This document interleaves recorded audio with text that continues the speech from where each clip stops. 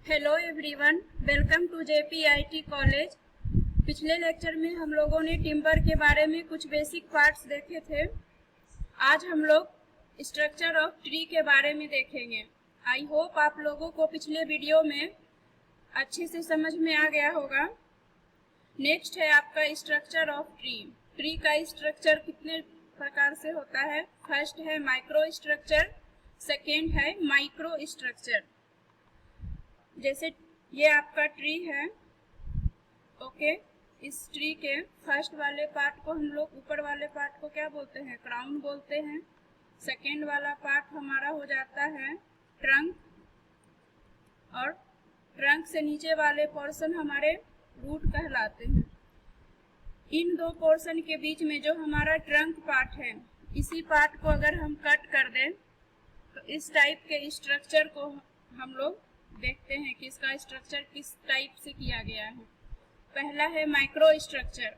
The structure of wood visible to the naked eye or at a small magnification is called micro structure.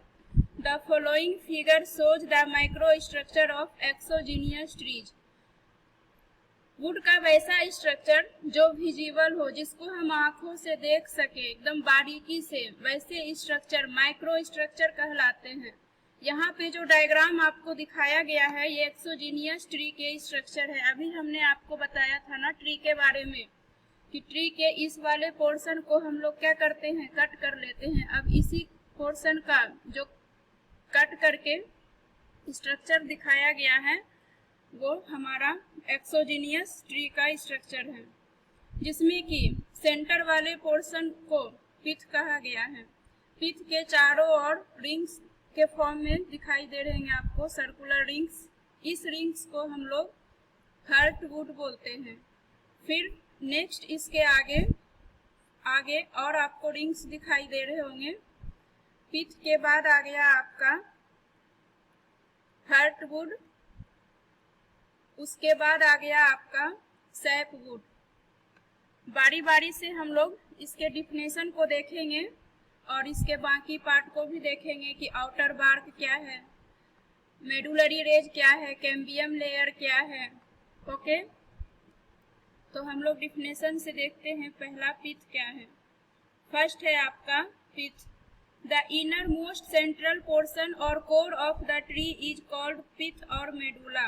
अभी हम लोगों ने देखा कि हमारे वुड के स्ट्रक्चर में मिड वाले पोर्शन, जो सेंटर वाले पोर्शन होते हैं, उसको क्या बोलते हैं? पिथ बोलते हैं। और इसी पिथ को हम लोग मेडुला भी बोलते हैं। ओके, फिर है heartwood. The inner annual ring surrounding the pith is known as heartwood. अभी हम लोगों ने देखा कि सेंटर वाले पोर्शन को, इनर मोस्ट पोर्शन को क्या बोलते हैं? पिथ बोलते हैं। इनके चारों ओर एनुलर रिंग्स के फॉर्म में कई तरह के रिंग्स होते हैं सर्कुलर फॉर्म में। इस रिंग को हम लोग बोलते हैं हार्टवुड। फिर है नेक्स्ट आपका sapwood. The outer annual rings between heartwood and cambium layer is known as sapwood. Annual rings between heartwood and cambium layer, cambium layer और हार्टवुड के बीच वाले जो हमें एनुअल रिंग्स मिलते हैं, जो कि पीछे वाले डायग्राम में हमने आपको दिखाया था, यहाँ देख सकते हैं आप। ये हमारा कैम्बियम लेयर है और ये हमारा हार्टवुड है। इसके मिड वाले पोर्शन में जितने भी आपको एंगुलर रिंग्स दिखाई दे रहे हैं, इसी रिंग्स को हम लोग क्या बोलते हैं? सैपवुड बोलते हैं। और इस सैपवुड का काम क्या होता है कि पौधे से पेड़ को ग्रो करवाना और ट्री के फॉर्म में कन्वर्ट करना। जब यह पौधा छोटे फॉर्म में रहता है, तब सैपवुड का काम होता है कि ये पौधों को नरिशमेंट देता है, यानी भोजन देता है। इसी के वजह से हमारा पेड़ जो है, पौधा जो है, ग्रोथ करके धीरे धीरे पेड़ के रूप में आ जाता है। ओके, फिर नेक्स्ट है cambium layer. Thin layer of sap between sapwood and inner bark is known as cambium layer. यहाँ आपको दिखाई दे रहा होगा थिन लेयर किसके किसके बीच में? इनर बार्क और सैप वुड के बीच में जो आपका ये पोर्शन दिखाई दे रहा है, इसी पोर्शन को हम लोग क्या बोलते हैं, कैम्बियम लेयर बोलते हैं। ओके, आई होप आप लोगों को इतना तक में समझ में आ गया होगा। नेक्स्ट है आपका inner bark. The inner skin or layer covering the cambium layer is known as inner bark. Cambium layer को जो पोर्शन कवर किया है, उस पोर्शन के इनर वाले पार्ट को हम लोग इनर बार्क बोलते हैं और आउटर वाले पार्ट को हम लोग आउटर बार्क बोलते हैं। इसी डिफिनेशन में आपको ये दिखाया गया है कि इनर स्किन और लेयर, अंदर के स्किन जो किसको कवर करता है, कैम्बियम लेयर को, उसको हम लोग इनर बार्क बोलते हैं। नेक्स्ट है आपका outer bark. The outer skin or cover of the tree is known as outer bark. इस कैम्बियम लेयर को जो भी कवर किया है चारों तरफ से लेयर, उसके बाहरी पोर्शन को हम लोग क्या बोलते हैं, आउटर बार्क बोलते हैं। फिर नेक्स्ट है आपका medullary rays. The thin radial fibre extending from pith to cambium layer are known as medullary rays. यहाँ पे आपको दिखाई दे रहा होगा रेडियल फॉर्म में, जो कि सेंटर से बाहर की ओर जाता है। इस दोनों फाइबर्स के बीच के डिस्टेंस को हम लोग क्या बोलते हैं, मेडुलरी रेज बोलते हैं। तो हम लोगों ने क्या क्या देख लिया बारी बारी से कि स्ट्रक्चर में सबसे पहले हमारा क्या आया, सेंटर वाले पोर्शन में फर्स्ट पिथ आया, सेकेंड हमारा क्या आया, हार्टवुड आया। इसके बाद जो रिंग्स बनते हैं वो वाले रिंग्स हमारा सैप वुड कहलाता है। सैप वुड के बाद जो हम लोगों ने थिन लेयर देखा था, उस थिन लेयर को हम लोग कैम्बियम लेयर बोलते हैं। और कैम्बियम लेयर के बाद जो कवर हमें दिखाई दिया चारों तरफ के लेयर, उसके इनर वाले लेयर को हम लोग इनर बार्क बोलते हैं। आउटर वाले पोर्शन को हम लोग क्या बोलते हैं, आउटर बार्क बोलते हैं। तो इस स्ट्रक्चर में जितने भी पार्ट्स हैं, इसके बारे में हम लोगों ने जान लिया। ये हम लोगों ने पढ़े थे मैक्रो स्ट्रक्चर के बारे में। सेकेंड है आपका micro structure. The structure of wood apparent only at a great magnification is called micro structure. वुड का वैसा स्ट्रक्चर जिसको देखने के लिए हमें एक ग्रेट मैग्निफिकेंस की जरूरत पड़ती है, मतलब उसको देखने के लिए हमको किसी न किसी इंस्ट्रूमेंट की जरूरत पड़ेगी, वैसे स्ट्रक्चर हमारा माइक्रो स्ट्रक्चर कहलाता है, जिसके अंदर आ गया आपका conductive cell, mechanical cell, storage cell. Next है आपका प्रॉपर्टीज ऑफ टिम्बर। टिम्बर में कौन कौन सी प्रॉपर्टीज पाई जाती है। हम लोगों को टिम्बर का चैप्टर जो पढ़ रहे हैं उसमें ये जानना बहुत ही जरूरी है कि टिम्बर की क्वालिटी कैसी है, क्योंकि जब तक अच्छे से हम लोगों को टिम्बर के बारे में नॉलेज नहीं होगी कि उसके डिफेक्ट्स क्या हो सकते हैं, उसकी ड्यूरेबिलिटी कितनी है, अपीयरेंस कैसा है, तब तक हमें आइडिया नहीं मिल पाएगा कि हमारा टिम्बर सही है या नहीं है, उसका हम इंजीनियरिंग पर्पस में यूज कर सकते हैं या नहीं कर सकते हैं। तो पहला है अपीयरेंस। अपीयरेंस का मतलब होता है दिखावट, मतलब देखने में कैसा होना चाहिए। तो हमारा जो टिम्बर है वो देखने में शाइनिंग अपीयरेंस, शाइनिंग दिखाई देता है। सेकेंड है कलर। कलर कैसा होना चाहिए, तो कलर डार्क होना चाहिए। थर्ड है आपका defect. Defect, a good timber should be free from serious defect such as knots, flaws और शेक इट्स एक्स्ट्रा। हमारे जो टिम्बर है वो क्या होना चाहिए, नोट्स से फ्री होना चाहिए। नोट्स का मतलब हो गया किसी टिम्बर में अगर गांठ पड़ जाए, वो स्वेल होके लार्ज अमाउंट में फूल जाता है, जो कि टिम्बर में, ऐसे टिम्बर का यूज हम लोग नहीं कर सकते हैं। तो इन सभी चीज़ों से हमारा डिफेक्ट्स नहीं होना चाहिए, शेक डेवलप नहीं होना चाहिए। शेक मतलब हो गया आपका टिम्बर में अगर दरार पड़ गया, तो वैसे वाले टिम्बर भी हम लोग इंजीनियरिंग पर्पस के लिए यूज नहीं कर सकते हैं। तो ऐसे डिफेक्ट से हमारा जो टिम्बर है वो फ्री होना चाहिए। नेक्स्ट है आपका ड्यूरेबिलिटी। ड्यूरेबिलिटी कहने का मतलब है कि वो कितना टिकाऊ है, कितनी दिन तक उसकी लाइफ है।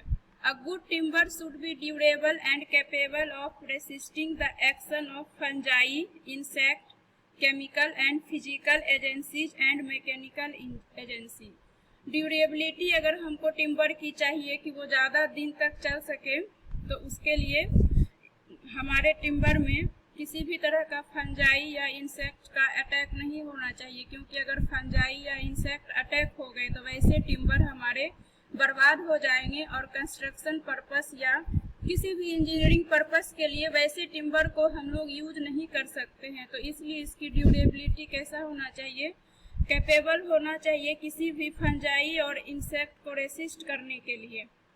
ठीक है, नेक्स्ट है इलास्टिसिटी। अब इलास्टिसिटी में टिम्बर का नेचर कैसा होना चाहिए, तो इलास्टिसिटी में टिम्बर का हमारा नेचर बताता है कि अगर हम टिम्बर पे लोड लगाते हैं और वो डिफॉर्म कर गया, मतलब ये आपका टिम्बर है, यहाँ लोड लगाए और इसके शेप और साइज में मान लीजिए चेंज हो गया, फिर ये लोड अगर हम यहाँ से हटा दें तो टिम्बर जो है वापस अपने शेप में आ जाना चाहिए, मतलब इलास्टिक नेचर का भी होना चाहिए। सेकेंड कहता है fire resistance. Fire resistance, a dense wood offers good resistance to fire. एक गुड टिम्बर के लिए उसमें फायर रेजिस्टेंस की कैपेसिटी होनी चाहिए, मतलब अगर लकड़ी में थोड़ा सा आग पकड़ लिया जाए तो आग को पकड़ने की क्षमता उसमें नहीं होनी चाहिए कि आग नहीं पकड़ सके और हमारा टिम्बर सुरक्षित हो रहना चाहिए। फर्स्ट है हार्डनेस, मतलब टिम्बर कैसा होना चाहिए, तो a good timber should be hard. Timber हमारा हार्ड होना चाहिए। मैकेनिकल वियर है, a good timber should not deteriorate easily due to mechanical wear or abrasion. जब भी हम टिम्बर में कोई मैकेनिकल एब्रेजन यूज करते हैं, जैसे मान लीजिए हम किसी टिम्बर के पार्ट्स को अगर खुरचते हैं तो उसके टिम्बर के कुछ छोटे छोटे पार्टिकल्स बाहर आ सकते हैं, ऐसे पार्टिकल्स को हम लोग एब्रेजन बोलते हैं। तो वैसा एब्रेजन नेचर का नहीं होना चाहिए, क्योंकि वैसे नेचर के टिम्बर में होने से हमारे लिए उपयोगी नहीं होगा वो। तो इन सभी चीज़ों से फ्री होना चाहिए। टिम्बर की प्रॉपर्टीज के बारे में हम लोग आगे और देखेंगे क्या है, शेप, स्मेल, साउंड और स्ट्रेंथ। जिसमें शेप के बारे में कहा है, एक गुड टिम्बर के पास जब हम लोग कन्वर्जन करते हैं और सीजनिंग करते हैं टिम्बर का, तो उसका शेप अच्छा होना चाहिए। कन्वर्जन मतलब ये आपका ट्री है, ठीक है। अब इस ट्री से जब हम लोग कोई भी अपना जैसे पार्टीशन के लिए टिम्बर का यूज करते हैं या चेयर बनाने के लिए या किसी भी चीज़ के लिए, तो हम क्या करते हैं, सबसे पहले ट्री को कट करते हैं और उसके बाद उसको कट करने के बाद उसको प्रॉपर शेप और साइज में लाते हैं। तो प्रॉपर शेप और साइज लाने के समय या कन्वर्जन करते टाइम, कट करते टाइम उसका शेप पे ध्यान देना चाहिए कि शेप हमारा अच्छा होना चाहिए। फिर आगे है आपका स्मेल। स्मेल में कैसा होना चाहिए, तो किसी भी अच्छे टिम्बर की क्वालिटी यही है कि उसका स्मेल स्वीट होना चाहिए। फिर लास्ट है आपका साउंड।